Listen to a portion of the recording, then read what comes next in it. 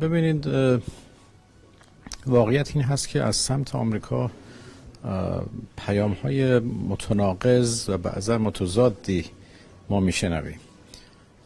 این که دقیقاً منظور چه هست، چه اهدافی رو در بر میگیره، خب به خودشون مربوط هست. از نظر ما آنچه که پشت میز مذاکره بیان میشه ملاک هست.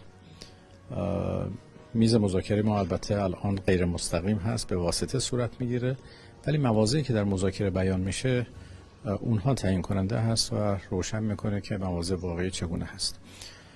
ما البته در خصوص ادعاهایی که صورت گرفته یا مواضعی که طرف آمریکایی اتخاذ کرده بعضا و برای ما قابل قبول نیست، ما هم متقابلا موضع خودمون رو روشن کردیم. ما در این مذاکرات کاملا جدی هستیم و مواضع ما کاملا روشن هست، برای طرف مقابل هم روشن کردیم.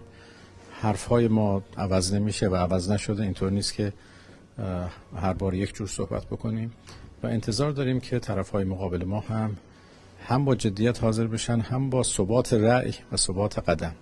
در این صورت هست که مذاکرات میتونه رو به جلو بره و حرکت مفید رو داشته باشه. ما روز شنبه با همین جدیت که عرض کردم پشت